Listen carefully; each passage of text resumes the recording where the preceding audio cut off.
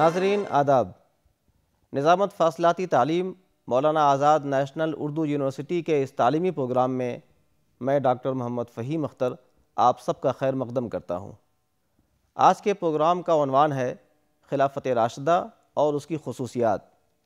یہ programme be اے اسلامیات سال دوم کے طلبہ و طالبات کے لیے ہے۔ اس موضوع پر گفتگو کرنے کے لیے آج ہم نے اسٹوڈیو میں مدعو کیا ہے ڈاکٹر محمد ارشد صاحب کو۔ ڈاکٹر صاحب آپ کا خیر مقدم ہے۔ شکریہ۔ ڈاکٹر صاحب کا تعلق ملک کی ایک معروف تعلیمی دانشگاہ جامعہ ملیہ اسلامیہ کے شعبہ اسلامک اسٹڈیز سے ہے۔ آج ہم پروگرام کے دوسرے حصے کا آغاز کرتے ہیں۔ خلافت راشدہ اور اس کی خصوصیات یہ ہمارے پروگرام کا مرکزی موضوع ہے۔ ہم نے پہلے حصے میں خلافت راشدہ کے اوپر آپ سے گفتگو کی تھی اور آپ کو بتایا تھا کہ خلافت راشدہ کا معنی اور مفہوم کیا ہے، اس کو خلافت راشدہ کا نام کیوں دیا گیا ہے اور یہ کس زمانے سے تعلق رکھتا ہے۔ ہم نے آپ کو یہ بھی بتایا تھا کہ خلافت راشدہ کے زمانے میں جو 4 خلیفہ ہوئے ان میں سے چاروں خلفاء کے انتخاب کا علیحدہ طریقہ کیا تھا اور کس طرح جمہوری طرز پر ان کا انتخاب کیا گیا تھا۔ یہ تو پچھلے سبق کے سوالات تھے جن پر آپ نے استفادہ کیا تھا۔ آج ہم جو گفتگو کریں گے وہ اس کے بعد کے سوالات ہوں گے جن میں ہماری توجہ بنیادی طور پر اس بات پر ہوگی کہ خلافت راشدہ کے زمانے کی خصوصیات کیا تھیں۔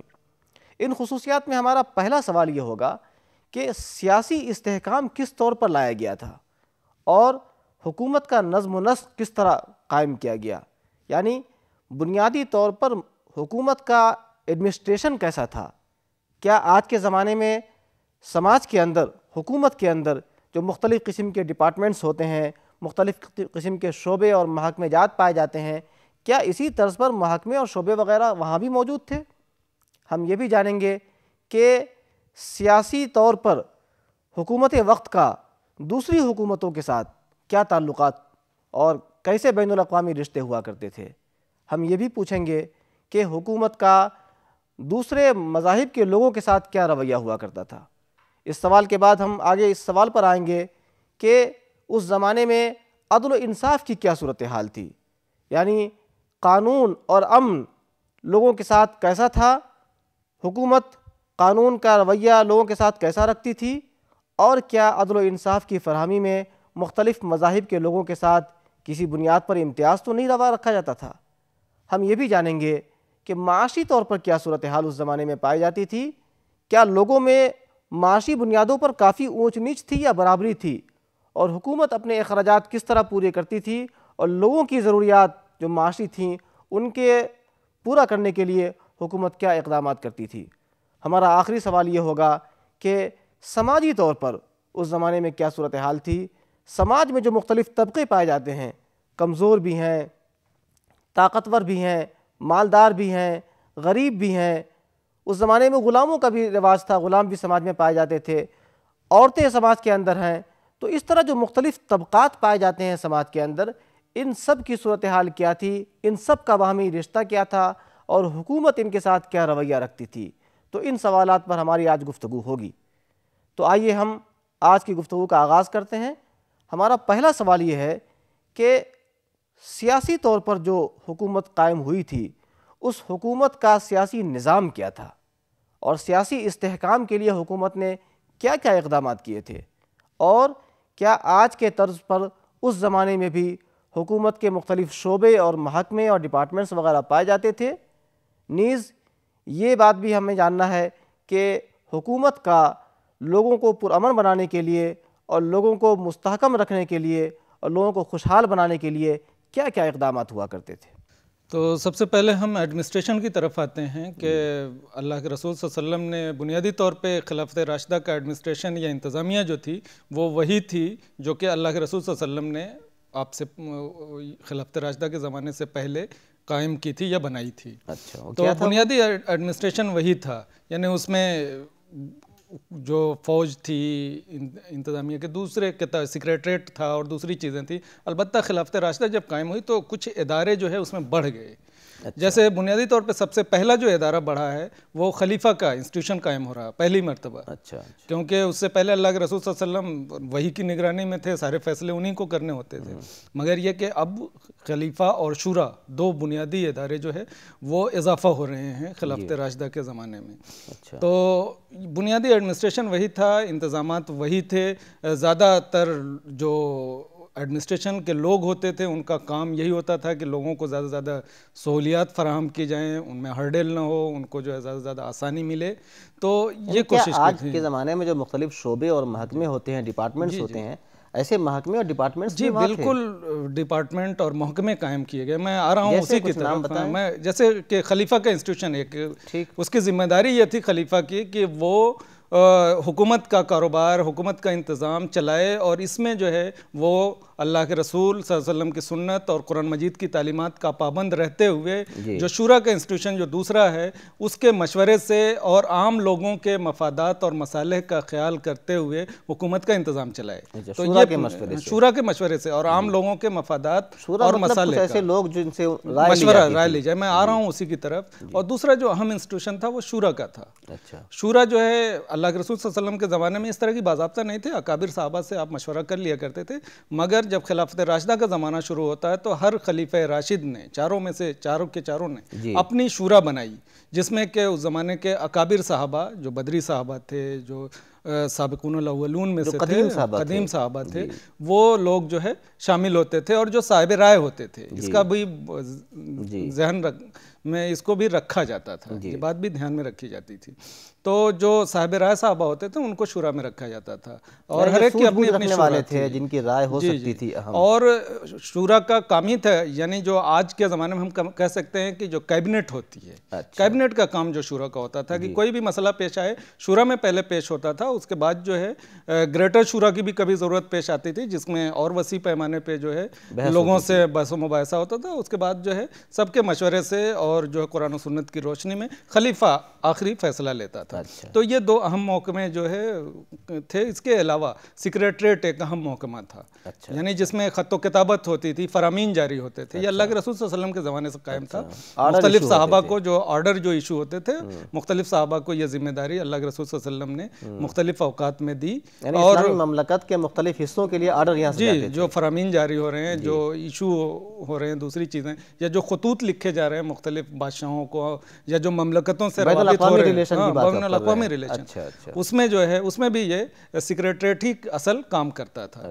تو اس میں ایک نام بتا دوں کہ حضرت ابوبکر کے زمانے میں جو سیکریٹری کا فریضہ جو انجام دیا وہ حضرت عثمان تھے, اور خود حضرت عثمان کے زمانے میں مروان ان کے سیکریٹری ہیں, جو بہت اہم نام ہے. تو اس طرح جو ہے یہ سیکریٹریٹ. ایک چوتھا ادارہ جو تھا فوج, کیونکہ اس زمانے میں فتوحات بڑے پیمانے پہ ہو رہی تھیں, تو فوج کو باضابطہ کیا گیا خلافت راشدہ میں, تنخواہیں مقرر کی گئیں, ان کی الگ سے چھاونیاں بنائی گئیں تاکہ وہ عام لوگوں سے الگ ہٹ کر کے رہیں. نظم و نسق اور انتظام و انصرام, امن و قانون جو ہے بہتر انداز میں چلے, لوگ جو ہے سکون کے ساتھ رہیں. اس کے لیے جو ہے پولیس کا محکمہ قائم کیا گیا, محکمۃ الجند اس کا نام دیا گیا, جو آج بھی بہت سارے عرب ممالک میں اسی نام سے لا اینڈ آرڈر کو مینٹین کرنے کے لیے پولیس کا محکمہ باضابطہ قائم کیا گیا ہے. اسی طرح جو ہے کہ جرائم سے جو ہے لوگوں کو روکا جائے یا مجرموں سے سماج کو محفوظ رکھا جائے, اس کے لیے جیل کا محکمہ قائم کیا, جیل کا محکمہ قائم کیا. مختلف شہروں میں جیلیں بنائی گئیں باضابطہ, جہاں پہ مجرموں کو رکھا جاتا تھا, اور ان کی اس طرح تربیت کی جاتی تھی کہ بعد میں جا کر کے وہ جو ہے سماج کے لیے نقصان دہ دوبارہ وہ کام نہ شروع کریں, بلکہ سماج کا اچھا عنصر بن سکیں وہ. اس کے علاوہ جو ہے اور بھی بہت سارے اقدامات خلافت راشدہ میں ہوئے ہیں. آبپاشی کا نظام جو ہے, کیونکہ زراعت جو ہے کسی بھی جو ہے اسٹیٹ کی ریڑھ کی ہڈی ہوتی ہے, اس کے نظام کو بہتر بنانے کے لیے نہریں کھدوائی گئیں, دوسرے کام کیے گئے, نہریں کھدوائی گئیں باضابطہ, زمینیں کارآمد ہو جائیں, پیداوار میں اضافہ ہو, اس کے لیے خوشحالی آ سکے, اس کے لیے. جی. اور اس کے علاوہ جو ہے اور بھی کچھ کام کیے گئے, میں ان کا صرف نام لینے پہ اکتفا کرتا ہوں. کہ مردم شماری کرائی گئی, لوگوں کے حالات معلوم ہو جائیں اس کے لیے مردم شماری کرائی گئی, سینسس ہوا, مردم شماری کرائی گئی, اور یہ معلوم کرنے کی کوشش کی گئی کہ لوگوں کی تعداد کتنی ہے, ان کے مسائل کیا ہیں, تاکہ اگلی پلاننگ جو منصوبہ بندی ہو اس کے مطابق کی جا سکے. پلاننگ اور منصوبہ بندی, ہاں, اس کے لیے یہ مسئلہ بھی باضابطہ اس وقت یہ محکمہ بھی تھا. جو منصوبہ بندی کرتا تھا. تو اس طرح جو ہے یہ خلافت راشدہ کا نظم و نسق جو ہے آگے بڑھا. یعنی ایک جامع اور مکمل ایک ایڈمنسٹریشن جو تھا، ایڈمنسٹریشن ہو اور سکتا ہے آج جس جو کو محکمے ہو سکتے ہیں ان کی شکلیں وہاں پائی جاتی تھی. جی یہ ہو سکتا ہے کہ کئی شعبے ایک جگہ رہے ہوں یا کبھی کبھی الگ رہے ہوں یا آج کی طرح ان کو نام نہ دیا گیا، مگر یہ کہ جو حکومت کی ایک ماڈرن حکومت کی جتنی ضروریات ہو سکتی ہیں وہ خلافت راشدہ میں ساری کی ساری موجود تھی، اور بطور ماڈل جو ہے ہم وہاں سے ان اصولوں کو آج بھی لے سکتے ہیں اور انہیں امپلیمنٹ کر سکتے ہیں اگر چاہیں تو. اچھا، یہ خلافت راشدہ کا جو زمانہ ہے، ہم اس دور کی خصوصیات پر اگر ہم بات کریں کیونکہ ہمارے موضوع کا یہ ایک اہم حصہ ہے، تو اس میں سب سے پہلے ہم یہ جاننا چاہیں گے آپ سے کہ سیاسی جو پہلو ہے، کسی بھی حکومت کا سیاسی پہلو بہت اہم ہوتا ہے، تو سیاسی نظام کیا تھا؟ کیا وہاں شورائیت، جس کا آپ نے حوالہ بھی دیا تھا پہلے، یا آج کی زبان میں ہم جمہوریت کہہ لیں، کیا یہ بات پائی جاتی تھی؟ اور خاص طور سے ہم یہ جاننا چاہیں گے آپ سے کہ مختلف اہل مذاہب بھی کیا اس سماج میں رہتے تھے؟ اگر تھے تو ان کے ساتھ کیا برتاؤ حکومت وقت کا ہوا کرتا تھا؟ جی، تو سب سے پہلے میں سیاسی نظام، خاص طور سے جمہوری جو نظام تھا اس کی طرف آتا ہوں کہ خلافت راشدہ آپ اس کے کو دوران، جمہوری نظام کا نام دیتے ہیں؟ ہاں، میں بالکل اسلامی جمہوری نظام، اسلامی جمہوری نظام، کیونکہ وہ آج کی طرح کا جمہوری اس لحاظ سے نہیں تھا، جو ٹھیٹھ اصطلاح جس کو ہم استعمال کر سکتے ہیں کہ مغربی اصطلاح جو ہے، اس میں جمہوری تو نہیں تھا کہ عوام کی حکومت عوام کے ذریعے، مگر اور اس میں سربراہ اقتدار اعلیٰ عوام کے پاس ہو. اقتدار اعلیٰ اسلامی جمہوریت میں اللہ تعالیٰ کے ہاتھ میں ہے، مگر اس میں عوام کے مفادات کا اور عوام کے ذریعے ہی جو ہے پاسداری کی جائے گی، عوام کی رائے لی جائے گی، عوام کے مفادات کا. تو عوام کی رائے کے ذریعے اور عوام کے مفاد کے لیے جو ہے وہ تھی، اور ہر معنی میں جمہوری تھی کہ اللہ رسول کی تعلیمات، اللہ اور اس کے رسول کی تعلیمات کی روشنی میں ہر فیصلہ جو ہے اس میں کیا جائے گا اور اس میں عوام کو شریک کیا جائے گا. اور جیسا کہ میں نے خلفائے راشدین کے انتخاب کے بارے میں بتایا کہ اس میں عوام پوری طرح شریک تھے. اس کے علاوہ بھی عوام کو اظہار رائے کی پوری آزادی تھی. اچھا، ہاں، اظہار رائے کی آزادی کی ایک مثال میں اگر آپ کو دے دوں کہ حضرت عمر خطاب رضی اللہ تعالی جلیل القدر جو ہے خلیفہ ہیں، ان کا زمانہ ہے، ہاں، دوسرے خلیفہ ہیں، اور وہ جو ہے ان کا زمانہ خلافت ہے، ممبر پر کھڑے ہو کر عام مجمع کو خطاب کر رہے ہیں، خلیفہ وقت خطاب کر رہا ہے. عام لوگوں میں سے ایک آدمی اٹھتا ہے، کہتا ہے کہ عمر، مال غنیمت جو آیا تھا اس میں جو چادریں آئی تھیں اس میں تو سب کے حصے میں ایک چادر آئی تھی، اور میں دیکھ رہا ہوں کہ تمہارے بدن پہ 2 چادریں کہاں سے یہ آ گئیں. اچھا، یہ ایک عام آدمی یہ سوال کر رہا ہے، اور خلیفہ اس پہ برافروختہ نہیں ہوتے، ناراض نہیں ہو رہے ہیں، بلکہ اس کی حوصلہ افزائی کر رہے ہیں. اچھا، اور کہہ رہے ہیں نہیں، تم نے ٹھیک سوال کیا ہے. اپنے بیٹے عبداللہ ابن عمر سے کہتے ہیں کہ اٹھو اور اس سوال کا جواب دو.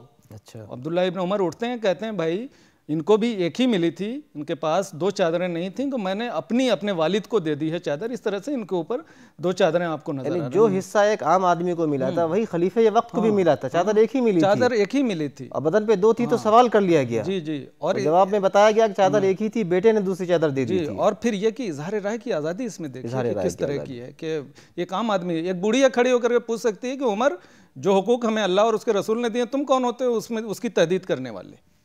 تو اس طرح کے واقعات جو ہے ملتے ہیں خلافت راشدہ میں، اور جو اس کے جمہوری مزاج کی، جمہوری جو روایت کو آگے بڑھانے کی، اور شفافیت بہت زیادہ تھی، اور ہر ایک کو بولنے کی آزادی تھی. بالکل. عمال کو یہ حکم تھا کہ حج کے موقع پہ وہ لوگ سارے کے سارے مکہ میں موجود رہیں، اور جو لوگوں کی شکایتیں ہیں، جو گورنر ہوتے تھے، حکومت کے مختلف حصوں کے گورنر ذمہ دار ہوتے تھے، کہ وہ لوگ وہاں پہ موجود رہیں اور لوگوں کی جو شکایتیں ہیں اس کو دور کرنے میں، کیپٹل میں ان کو بلایا جاتا تھا مکہ میں حج کے موقع پہ. کیپٹل ایک طرح سے منتقل ہو جایا کرتا تھا حج کے دوران، اور وہاں پہ جو ہے ان کی شکایتیں دور کی جاتی تھیں. تو یہ ٹرانسپیرنسی تھی. اور اس طرح جو ہے عمال کو، اسی طرح گورنروں کو یہ بھی حکم تھا کہ اپنے پہرے دار نہیں لگائیں گے اپنے گھروں پہ، تاکہ لوگ آسانی سے جائیں، جس کو شکایت ہو وہ آسانی سے پہنچ سکے، کوئی روک ٹوک نہ ہو. اور ترکی گھوڑے پہ نہیں سوار ہوں گے کہ روب لوگوں پر قائم ہو اور اس کی وجہ سے جو لوگ روب کی وجہ سے سوال نہ کر سکیں، یا باریک کپڑے نہیں پہنیں گے. حکومت کے گویا جو کارکنان تھے ان کے لیے ہدایات تھیں. ٹرانسپیرنسی کی آپ نے بات کی تو اس بارے میں ایک چیز بتا دوں. آج جو کہ ہماری جمہوریت میں پوری طرح ابھی بھی نہیں ہو پاتا ہے کہ جن لوگوں کو ذمہ دار بنایا جاتا تھا ان کے ایسٹ کا ایویلویشن ہوتا تھا. اندازہ لگایا جاتا تھا کہ ان کے پاس کتنی جائیداد ہے، کتنی جو ہے پراپرٹی ہے، کتنے پیسے ہیں بینک بیلنس، ذمہ داری ملنے سے پہلے، ذمہ داری ملنے سے پہلے. اور پھر اس کا ہر سال حساب ہوتا تھا کہ وہ پروپورشن کے حساب سے بڑھ رہا ہے، کہیں زیادہ تو نہیں بڑھ رہا ہے. یعنی کرپشن کو روکنے کے لیے جو ہے کتنی بڑی وہ ہے. آج ہماری حکومتیں یہ کرتی ہیں کہ یعنی ایک طرح سے پروپورشن سے زیادہ جو ہے اگر ایسٹ بڑھ رہا ہے تو پھر چھاپے مارے جاتے ہیں اور لوگوں کو یہ بات اس وقت بھی موجود تھی، اس زمانے میں موجود تھی. خلافت راشدہ کے اس کی وجہ سے کرپشن پہ حساب کنٹرول رکھا جاتا تھا. ظاہر سی بات ہے کہ وہ آپ کے پاس اتنا تھا، اتنا کیسے ہو گیا. اچھا، دوسرے مذاہب کے لوگ کیا اس سماج میں رہتے تھے؟ جی جی، اور ان کے ساتھ کیا برتاؤ رہتا جی. دوسرے بنیادی طور پہ جب یعنی خلافت راشدہ سے پہلے اللہ کے رسول کا جو زمانہ ہے اس میں تو کچھ یہودی اور کچھ جو ہے عیسائی، کچھ مجوسی صرف ملتے ہیں. مگر خلافت راشدہ کے زمانے میں جب بڑے پیمانے پہ ایکسپینشن ہوا ہے حکومت کا جو توسیع ہوئی ہے تو اس میں جو ہے بہت سارے علاقے فتح ہوئے. ایران، مصر، شام، سینٹرل ایشیا کا اچھا خاصا علاقہ، دائرہ بہت بڑھ گیا. جی بہت بڑھ گیا. اور اس میں ایرانی جو تھے وہ زرتشتی جنہیں ہم کہتے ہیں، اور جی آتش پرست، قبطی مصر کے یہ لوگ شامل ہوئے. عیسائی بڑے تعداد میں شامل ہوئے. بودھ روایت کے ماننے والے سینٹرل ایشیا کے دائرے میں جو علاقے آئے تو سب کے سب مسلمان نہیں ہوئے، اپنے مذہب کے ساتھ آئے. 300 سال کا عرصہ لگا ہے انہیں زیادہ تر کو مسلمان ہونے میں. اچھا، زیادہ تر جو ہے کچھ لوگوں نے، ایک تعداد نے اسلام قبول کیا. اس کو اپنے مذہب پر عمل کرنے کی آزادی تھی. جی جی بالکل آزادی تھی، اور اتنی آزادی تھی کہ وہ مذہب پر کھلے عام اپنا جو ہے جو ان کی مذہبی تعلیمات ہیں ان کو جہاں چاہیں وہ ادا کر سکتے ہیں اپنے اپنے علاقوں میں، اور اس کے لیے عبادت گاہیں بنا سکتے ہیں. اچھا، اس کی بھی اجازت تھی. جو ان کو ناقور وغیرہ بجانا ہے وہ بجا سکتے ہیں، ان کی بھی اجازت تھی. مذہبی رسومات کی ادائیگی، مذہبی تعمیر، جی جی مذہبی رہنماؤں جو ان کے لیڈر ہوتے تھے، جو امام جو ان کے ہوتے تھے، ان کو بھی پروٹیکشن حاصل تھا. یہاں تک کہ انہیں ٹیکسز سے بری الگ رکھا جاتا، مستثنی رکھا جاتا تھا کہ ان پہ جزیہ نہیں لاگو ہوگا. جو معمولی رقم لی جاتی تھی سیکورٹی، وہ مذہبی رہنما اس سے الگ ہوتے تھے. تحفظ کے لیے رقم لی جاتی تھی، تو اس سے بھی جو ہے الگ رکھا جاتا. مذہبی رہنماؤں کو اس ٹیکس سے بری کیا گیا تھا، الگ رکھا جاتا. یہ ان کے لیے اعزاز تھا، ایک طرح سے کہ بھائی وہ قوم کے لیڈر ہیں اور ان کا احترام کیا جاتا تھا. اور انہیں جو بھی حقوق ایک عام مسلمان کو سماجی اس میں حاصل تھے وہ سارے کے سارے غیر مسلموں کو بھی حاصل، ترقی کرنے کے اور دوسرے جو ہے علوم و فنون کے میدان میں آگے بڑھنے کے، تجارت میں آگے بڑھنے کے، جو کچھ کے جو پروٹیکشن حکومت کی طرف سے دوسرے مسلمانوں کو دیا جاتا تھا وہ ان لوگوں کو بھی دیا جاتا تھا جو دوسرے مذاہب کے ماننے والے لوگ تھے. اچھا ڈاکٹر صاحب، کسی بھی سماج کو پرامن بنانے کے لیے اور سماجی استحکام کے لیے قانون اور انصاف کی بات آتی ہے. ابھی آپ نے بات بھی کی تھی کہ کس طرح ٹرانسپیرنسی تھی، وہاں شفافیت تھی. ذرا ہمیں یہ بتائیں کہ قانون اور عدل و انصاف کے حوالے سے مختلف مذاہب کے لوگوں کے ساتھ کیا رویہ حکومت کر رہا تھا؟ کیا کوئی نسلی یا مذہبی بنیاد پر تفریق تھی یا سب کے ساتھ قانون اور انصاف کی بالادستی کا معاملہ تھا؟ جی دیکھیے، خلافت راشدہ کی ایک بہت بڑی خصوصیت یہ ہے کہ اس میں قانون کی بالادستی قائم تھی. کوئی بھی شخص قانون سے بالاتر نہیں تھا. خلیفہ بھی قانون سے اوپر نہیں تھا. اگر اسے بھی اگر کوئی مسئلہ پیش آتا ہے تو اس کو قانون کے مطابق ہی اس کا مسئلہ حل کیا جائے گا. تو قانون کی بالادستی قائم تھی اس میں، اور مملکت میں، پوری ریاست میں ہر جگہ امن و قانون کا بول بالا تھا. کہیں بھی جو ہے لاقانونیت کی شکل نہیں پائی جاتی تھی. پورے اگر خلیفے کے خلاف کسی کو شکایت ہو تو وہ بھی جا سکتا تھا، اور خلیفہ کو اگر کسی کے خلاف شکایت ہو تو وہ بھی اسے بھی عدالت میں جانا ہے. ایسا نہیں کہ ایک ہرکارہ بھیج دیا اور وہ جو ہے اس کی شکایت دور ہو گئی. خلیفہ کو خود بھی عدالت میں جی میں مثال دیتا ہوں. جی مثال آپ چوتھے خلیفہ حضرت علی کرم اللہ وجہہ کی. جی ان کی ایک زرہ تھی، چوری ہو گئی.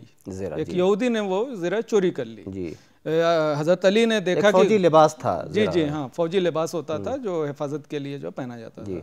تو وہ چوری کر لی اور کوفے کے بازار میں وہ بیچنے کی اس کو کوشش کر رہا تھا. حضرت علی نے دیکھا تو اسے پکڑ لیا، کہا بھائی یہ زرہ تو میری ہے. اس نے کہا نہیں میری ہے. اسے پکڑ کے لے کر کے عدالت میں قاضی کے پاس آئے، کہا کہ بھائی یہ زرہ ہی میری تھی اور یہ چوری کر لی انہوں نے. علی خود بھی عدالت میں آئے؟ عدالت میں خود آئے، اور عام جو مدعی کی جو جگہ ہوتی وہاں پہ کھڑے ہوئے. اچھا. اور قاضی کے سامنے مسئلہ پیش کیا. قاضی اپنی جگہ بیٹھا رہا، بالکل کھڑا نہیں ہوا. جی. تو وہ جو ہے وہاں پہ معاملہ پیش ہوا. اور دیکھیے قاضی کا بھی کہ وہ متاثر نہیں ہو رہا ہے کہ خلیفہ وقت آیا ہوا ہے. وہ پورے مقدمے کو سنتا ہے اور اس کے بعد یہ فیصلہ دیتا ہے کہ حضرت علی نے جو ثبوت فراہم کیے ہیں، جو دلیلیں دی ہیں، وہ ناکافی ہیں. اس لیے فیصلہ یہودی کے حق میں ہو رہا ہے. اچھا. ہاں، اور یہودی یعنی وہ مسلمان بھی نہیں ہے، غیر مسلم ہے، اس کے حق میں ہو رہا ہے.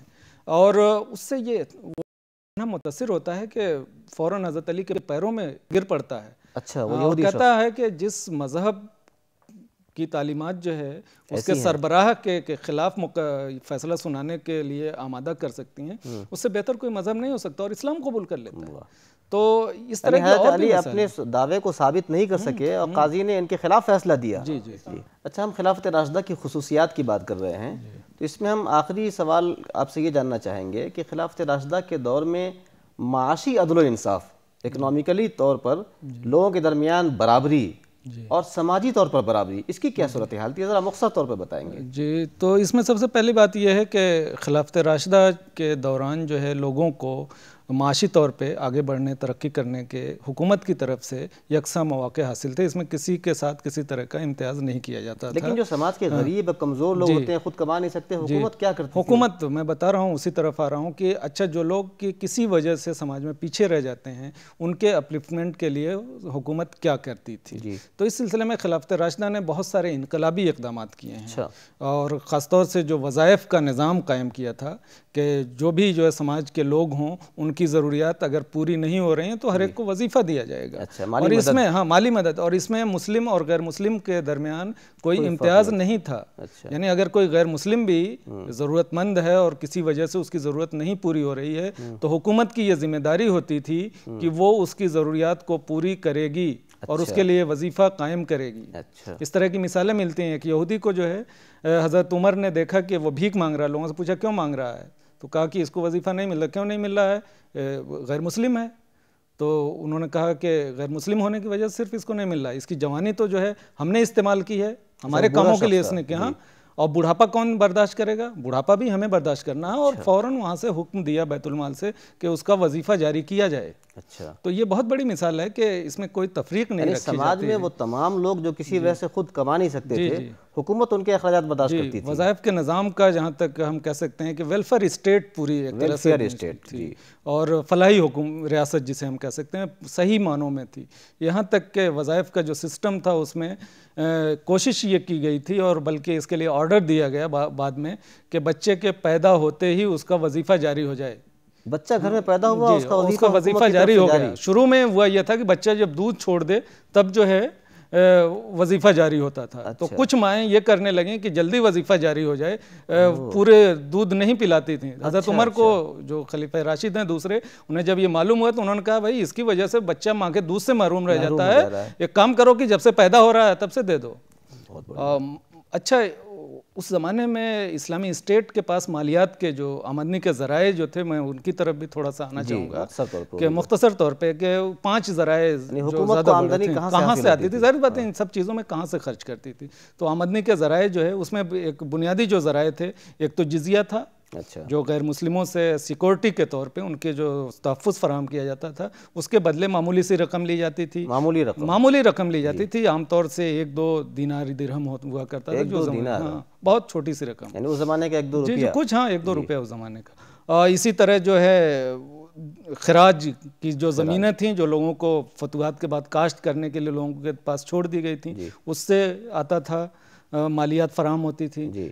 یہ دونوں جو ہے غیر مسلمین سے جو ہے حاصل ہوتے تھے. تیسرا عشر تھا، جو پیداواری زمینیں جو مسلمانوں کے پاس تھیں ان سے بھی ٹیکس لیا جاتا تھا کہ پیداوار ہو رہی ہے، اللہ نے زمین دی ہے، اس میں سے آپ کو 10 یا 5% آپ کو دینا ہے. 10% یا 10% اگر پیداوار جو بارش کے پانی سے ہو رہی تو 10%، اور اگر آپ کو خود محنت کرنی پڑ رہی ہے ہر مسلمان کو دینا تھا.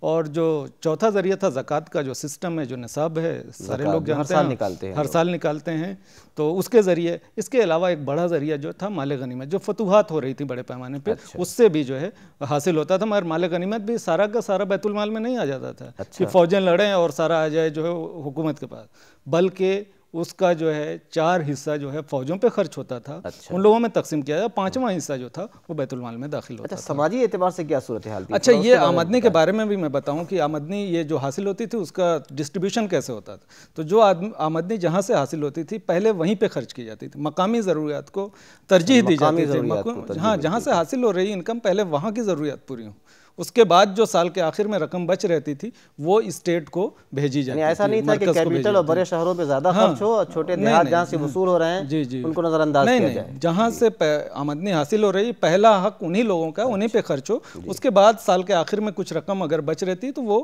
مرکز کے پاس آتی تھی. تو یہ ایک بڑی چیز تھی. بہت خوب. جی سماجی صورتحال پر, سماجی صورتحال اس زمانے کی جو ہے اللہ کے رسول صلی اللہ علیہ وسلم کے اونچ نیچ وغیرہ کا تصور نہیں تھا؟ بالکل سماجی اعتبار سے کچھ درجہ بندی کر دی گئی تھی؟ دیکھیے سماجی اعتبار سے ایک طرح سے مختلف طبقات سماج میں, ہر سماج میں رہتے ہیں, اس زمانے میں بھی تھے. جو خاص طبقات تھے ان میں ایک تو آزاد عربوں کا, آزاد جو مسلمان ہو گئے تھے, آزاد عرب تھے, ان کا طبقہ تھا. دوسرا جو غلاموں کا طبقہ تھا, غلامی کا رواج. جی غلامی کا رواج تھا, کیونکہ وہ اس وقت کی ضرورت تھی, اس کے بغیر جو ہے وہ کوئی بھی سماج چل ہی نہیں کیا سکتا سلوک تھا اس سماج میں. مگر یہ کہ غلاموں کے ساتھ یہ تھا کہ اپنے برابر یعنی جو خود کھاتے تھے وہی کھلاتے تھے.